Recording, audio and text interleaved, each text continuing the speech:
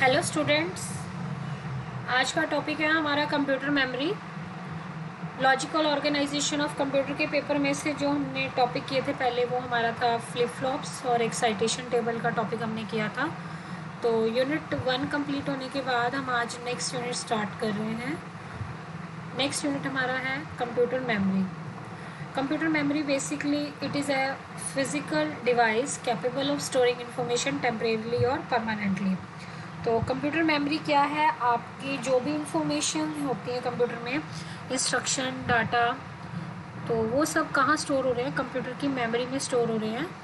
और स्टोर जो हो रही है information, it can be stored as a temporary और it can be stored as a permanent. So suppose आप सी का प्रोग्राम राइट करते हैं। प्रोग्राम में जो इंस्ट्रक्शन आपने राइट की हुई हैं, इंस्ट्रक्शन मेमोरी में स्टोर होती हैं। लाइक आपने सम ऑफ 2 नंबर प्रोग्राम किया है, तो एंटर एनी 2 नंबर, तो जो डाटा आप स्क्रीन पर एंटर कर रहे हैं that will be stored in a memory, and whatever output will be produced by addition of 2 number, that is again stored in the memory. तो memory में basically क्या होता है, जो भी आपका डाटा है वो स्टोर हो जाता है। तो मेमोरी से हम रीड और राइट के ऑपरेशन के थ्रू डाटा इनपुट और आउटपुट करते हैं। So let's note down the definition of memory. Electronic components that store instruction, data and results. जैसे मैंने अभी आपको सी के एक प्रोग्राम एग्जांपल से बताया, सम ऑफ 2 नंबर से इंस्ट्रक्शन स्टोर करना, डाटा स्टोर करना और रिजल्ट्स को स्टोर कर रहा है। तो मेमोरी में ये सब स्टोर होते हैं। It consist of 1 or more chips on motherboard और अदर सर्किट बोर्ड। तो मेमोरी में क्या है? 1 or more चिप्स हैं that are embedded on your motherboard. CPU में जो मदरबोर्ड है उस पर ये चिप्स आपकी एम्बेडेड है। Third, each byte stored in a unique location called an address. Memory में क्या है? एड्रेस लोकेशन है। जो भी डाटा, इंस्ट्रक्शन और रिजल्ट्स आपके स्टोर हो रहे हैं, they are stored in a unique location. Each and every location has a address in the memory. Memory में जितने भी लोकेशंस होते हैं उन सबके एड्रेस होते हैं। फॉर एग्जांपल 2⁻10 की अगर इंफॉर्मेशन हम देखें तो 1024 मेमोरी लोकेशंस हैं। तो each and every memory location, her memory location का एक एड्रेस होता है। तो 0 से स्टार्ट होता है, 0 ओके, तो 1024 तक।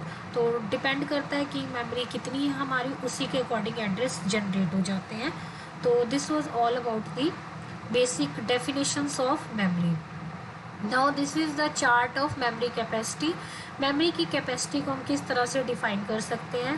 बेसिकली जो स्टार्टिंग यूनिट है वो हमारा होता है bit. Bit is derive from this binary digit. Take 2 letters from binary and t from digit. If you combine bi from this part and t from this part, then it comes the bit. So information stored in computer in the form of the bit. Computer में जो information है वो bit की form में store हो रही है, that is either 0 और 1। And what is nibble here? 4 bits combination of 4 bit is called 1 nibble. Next comes the 1 byte. 1 byte is a collection of 8 bits. So 8 bits combined जब होती हैं तो हमारा क्या कंस्टिट्यूट होता है? 1 byte.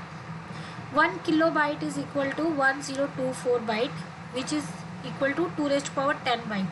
तो 1 बाइट को अगर हम 2⁻10 बाइट से मल्टीप्लाई कर रहे हैं तो 2⁻10 बाइट्स जो होते हैं वो हमारी 1 KB के इक्वल होती हैं। बेसिकली आप वर्ड में अगर काम कर रहे हैं, MS वर्ड में, MS एक्सेल में, वर्ड में जो भी आपने डॉक्यूमेंट टाइप किया हुआ है, तो हाफ पेज का डॉक्यूमेंट, अप्रॉक्सीमेट हाफ या 1 पेज का डॉक्यूमेंट अगर आप देखें तो KB के साइज में डॉक्यूमेंट्स होते हैं। 1 megabyte, 1 megabyte is equal to 2⁻20 byte, that means 2⁻10 KB. 1 megabyte is equal to 2⁻10 KB. तो आपने इस सीरीज को ध्यान से देखना, देखिए 1 byte is equal to 8 bits, 1 KB is equal to 2⁻10 byte, 1 MB is equal to 2⁻10 KB, which is equal to 2⁻20 byte. 1 million byte, 1 megabyte is 1 million bytes, which is approximately equal to 5 lakh pages. So if you have a document containing 5 lakh pages, that memory capacity will be in the range of MB. तो इसका size, हमारा document का size कितने में हो जाएगा? MB में हो जाएगा। 1 GB, 1 गीगाबाइट, which is equivalent to 2⁻10 megabyte. तो अगर आप इसे कन्वर्ट करेंगे that means it is equal to 2⁻20 के 30 KB। So 1 GB is equal to 2⁻10 MB। 1 GB approximate is equal to 5 million pages। 1 gigabyte is equal to approximately 5 million pages। So 1 KB is equal to 2⁻10 byte, 1 MB is equal to 2⁻20 bytes, 1 GB is equal to 2⁻30 bytes, that is 1 billion byte। 1 terabyte is equal to 1 trillion byte, approximate 2⁻40 bytes, which is approximate equal to 5 billion pages. सो computer में अगर आप देख रहे हैं तो हमारी information जो होती है कंप्यूटर में, जो मेमोरी है वो GB और TB की फॉर्म में आपको दिखाई देती है। जनरली क्या होता है, देखिए वर्ड में जो डॉक्यूमेंट स्टोर है वो KB में स्टोर है, आपके जो डॉक्यूमेंट्स हैं, और जो वीडियोज़ है आपके जनरली जो वीडियोस लेक्चर और वीडियोस आप रिकॉर्ड कर रहे हैं वो MB के साइज़ में है। GB में क्या होता है बेसिकली, अगर आप मूवीज़ के साइज़ देखें तो वो GB में रिकॉर्डिंग है उनका। और कंप्यूटर की मेमोरी बेसिकली हमारी क्या है, GB में। आपको अगर आप अपनी कंप्यूटर की कॉन्फ़िगरेशन देखेंगे, कंप्यूटर पे राइट क्लिक प्रॉपर्टीज़ पे करना है आपने, माई कंप्यूटर में राइट क्लिक करेंगे अगर आप प्रॉपर्टीज़ में, तो वहाँ आपको अपने कंप्यूटर की मेमोरी का साइज़ और आप अपने कंप्यूटर का साइज़ मेमोरी का साइज़ देख सकते हैं कि कितने साइज़ की आपकी कंप्यूटर की मेमोरी है। 1 terabyte is equal to 2⁻10 GB, और आप इसे बाइट में भी कन्वर्ट कर सकते हैं। तो मेमोरी TB तक ही लिमिटेड नहीं है, आप नेट पे सर्च करेंगे अगर तो MB GB TB के बाद PB पीटाबाइट एक्साबाइट जोटोबाइट। मेमोरी अब बहुत वास्ट हो चुकी है हमारे पास। कंप्यूटर में मेमोरी एक्चुअली में इतनी वास्ट होती जा रही है, बट कॉस्ट उसी अकॉर्डिंग इसकी इंक्रीज़ हो जाती है। तो आप सर्च करके देखेंगे कि मैक्सिमम लिमिट क्या है हमारे पास मेमोरी की। और अगर आप 1 TB की हार्ड डिस्क परचेज़ करें तो उसकी कॉस्ट कितनी है, 2 TB की हार्ड डिस्क का उसकी कॉस्ट कितनी है। तो कुछ बेसिक चीज़ें हैं, टर्म्स हैं जिनके बारे में हमें पता होना चाहिए। रादर दैन हम MB GB तो रीड कर लेते हैं, बट थोड़ा सर्च करके हमें देखना चाहिए कि कंप्यूटर में मेमोरी कितनी है, लेटेस्ट कॉन्फ़िगरेशन क्या आ रही है, मार्केट में क्या अवेलेबल है। और अगर आप कंप्यूटर परचेज़ करना चाहते हैं या कोई लैपटॉप परचेज़ करना चाहते हैं तो मेमोरी कॉन्फ़िगरेशन स्पेसिफिकेशंस क्या होनी चाहिए अकॉर्डिंग टू यूज़र रिक्वायरमेंट और according to your office requirement, किस तरह की मेमोरी होनी चाहिए। Next comes the classification of memory. तो मेमोरी यहाँ पर आपको दिखाई दे रही है 3 टाइप की है, internal processor memory, main memory और secondary memory. Basically internal processor memory क्या होती है, रजिस्टर्स जिसे हम बोलते हैं। हमारे कंप्यूटर मेमोरी में जो रजिस्टर्स हैं, ओके, तो उनको हम बोलते हैं internal processor memory. Next comes in main memory. तो मेन मेमोरी हमारी होती है कंप्यूटर की प्राइमरी मेमोरी बोलते हैं, जिसे हम मेन मेमोरी बोलते हैं। इसकी टाइप्स हैं मेन मेमोरी की भी हमारे पास। मेन मेमोरी की 2 टाइप्स होती हैं, देखिए रैम और रोम। ये मैं अभी आपको डिटेल में आगे बताऊंगी नेक्स्ट लेक्चर में। मेन मेमोरी की 2 टाइप्स है, रैम एंड रोम। रैम के भी फर्दर डिवीजन होते हैं, स्टैटिक रैम और डायनेमिक रैम। रोम के भी फर्दर डिवीजन्स हैं, तो डिटेल में हम सभी स्टडी करेंगे इन सभी टॉपिक्स को। नेक्स्ट कम्स दी सेकेंडरी मेमोरी। तो सेकेंडरी मेमोरी हमारी यूज़ हो रही है, देखिए इसके अलग से बेनिफिट्स हैं, एडवांटेजेस हैं over the main memory. Computer में मेन मेमोरी होते हुए भी हमें सेकेंडरी मेमोरी की ज़रूरत क्यों है, why there is a need of secondary memory and what are the benefits of using this secondary memory। तो इन सभी टॉपिक्स को हम डिटेल में स्टडी करेंगे। और आज के लेक्चर में मैंने आपको मेमोरी के बारे में बताया है, ओके।